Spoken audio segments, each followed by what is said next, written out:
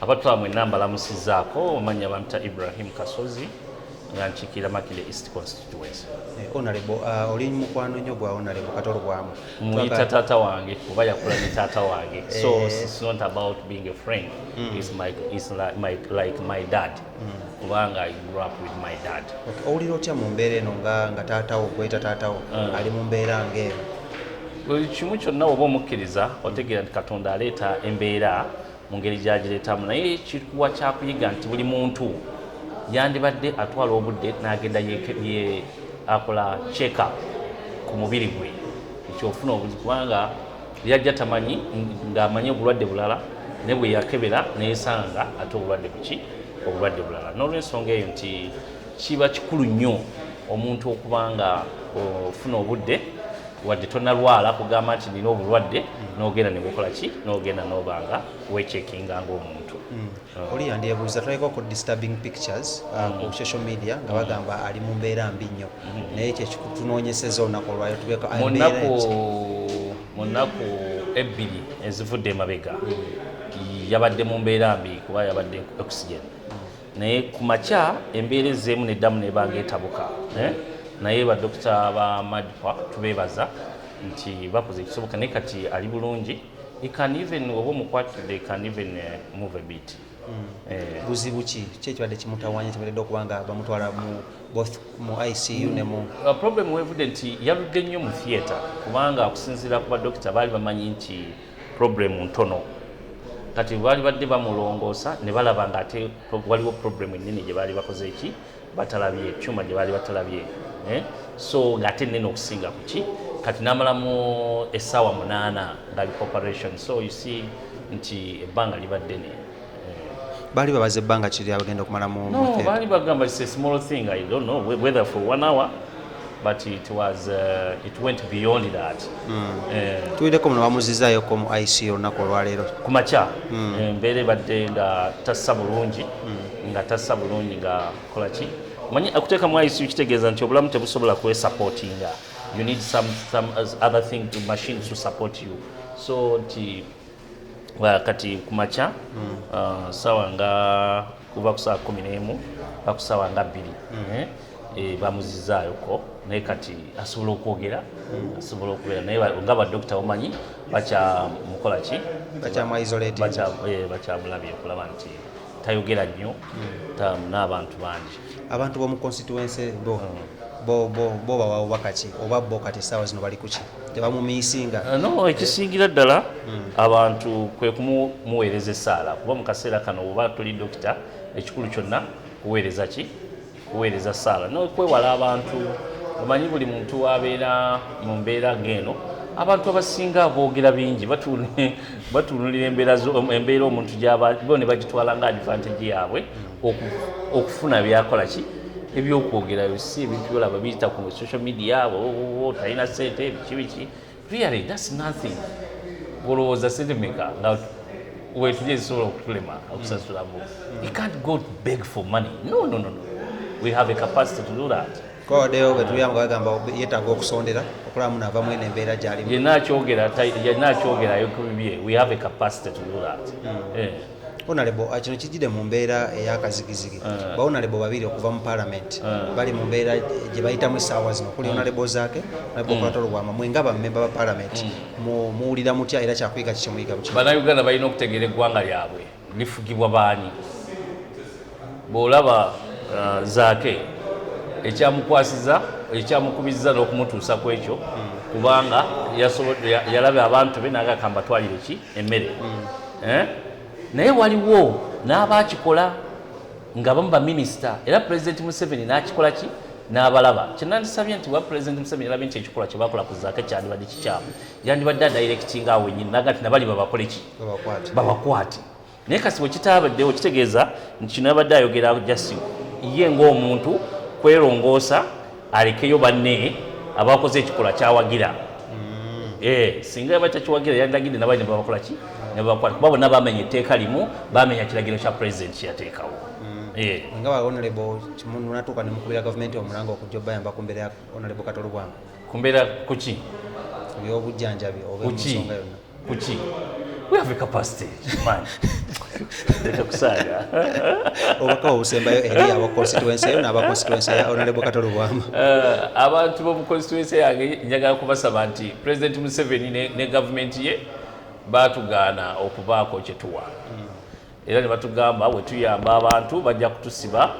kutucharginga attempted murder wadde ng'ekyo si kyekimu ku ingredients za attempted murder ne government gye tutambuliramu ye government yeeyo bwetyo bwekola ebyayo katusuubire nti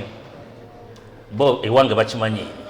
nti era tulina engeri gye tutambula mpola mpola kuba tetujja kukkiriza abantu baffe kufa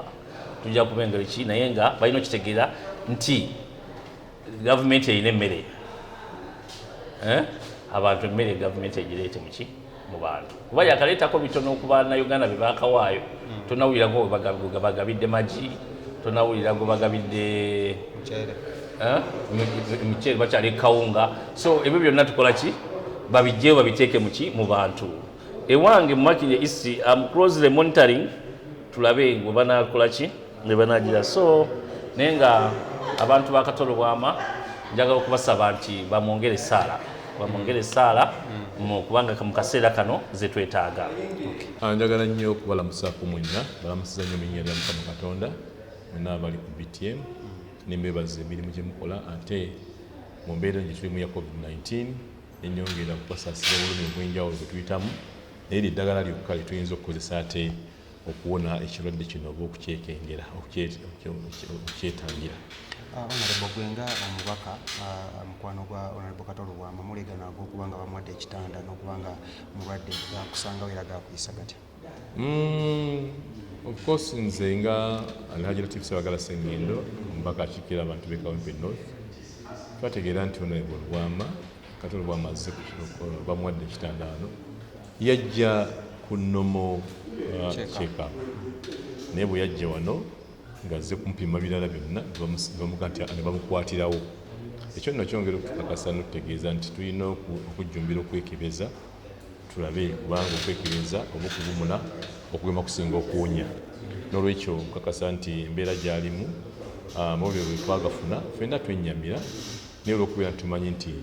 eyo ye process ffenna gye tuyitamu tulwala tubeera abalamu obeera obulamu suubira okulwala ate obeera omulwadde suubira okuwona mu mbeera efaana bwetyo n'olwekyo nsuubira nti ku lwa Bannalubaga North ne ku lwa Paalamenti yonna buli mubaka yenna oba buli Munnayuganda alwadde tukwatibwako naye ate olaba Munnayuganda gw'omanyi gwe mukola naye ate okwatibwako nnyo okusinziira naye at least ku mbeera nga bwefaanana wadde nga akyali mu ICU naye suubidde ne kubanga nsobodde mutuukako ne twogera ngolabira ddala nti okulongoosa kwatambudde bulungi n'asaba bankasiza nti eddagala ligenda arespondinga ku ddagala tongere mutera musaala beere nga yongera okuteerera ddala obulungi twalabeko ebifaananyi yadde disturbinga ku social media nga biraga muno yeetaaga saala zokka kati essaawa zino omulabi akulaba yandiyagadde okumanya ali mu mbeera ki era kyekiddako nze nsuubira nti ebifaananyi ebyatambudde social media Bannayuganda mwenna njagala mumanyi nti social media era social media tutegeera abantu n'ebyessanyu n'ebyennaku biba shosho mu ngeri efaana bweti oli ayinza okubaawo talina byakola n'ateekako ebifaananyi byayagala era ebiseera ebisinga nze nga Latif Ssebaggala Ssengendo simala budde nnyo ku social media nakurespondinga kasita bwe ndaba omuntu ayogera ebitakwatagana so alaga nti muddemu mulumbe akuba mmanyi nti social media buli muntu waddembe okwogera n'okuwandika byayagala bibanga bimusanyusa okuba nti ebiseera ebimu ate biba byonoona abalala naye buddawo okunyigira social media oyinza okukaddiwa kubanga buli omu ayagala ateekeko byayagala n'olwekyo zesuubira nti tukitwale nti bw'olaba information izze oba bifaananyi bizze ng'olaba tobyekakasa you just trash tobitwala ng'ekyo ekikulu then okusinziira nze nga bwe mulabyeko byawukanira ddala n'ebibadde bitambula kati ayogera bulungi tunyumiza infact nze mugenda nti akomaawo abadde akyagenda maaso n'okunyumya nambuulira operation nga bwe yatambula yalwirawo ddala almost kumpi yagenda mu 7 hours nambuulira ekintu kye bamuggyemu nambuulira ekiwundu kimuluma nambuulira nti era n'okusinza ku basawo ng'olabira ddala nti omuntu ayongedde okulaba nti atambula bulungi onali bwe twawuliddeko ebyokumusondera ssente z'eddwaliro bino nga honorable obyogerako ki era kirabika kitegambwa muno sente z'eddwaliro zaabuze kituuse ku kino honorable tekinde kubanga kati mu mbeera zonna ababaka bangi balina insurance era ne Katolo bamu balina insurance ne insurance oyinza okwesanga nga erinako byekavalinga ne insurance gyogendamu okulwala kwa bulijjo tokwetegekera kati bwewabeerawo embeera eyabaddewo nti mulwadde era omulwadde yina kubanga abadde bonna bwe balwala nga bali ku palamenti tukolawo enteekateeka first and foremost waliwo enteekateeka eya parliamentary commission okuyamba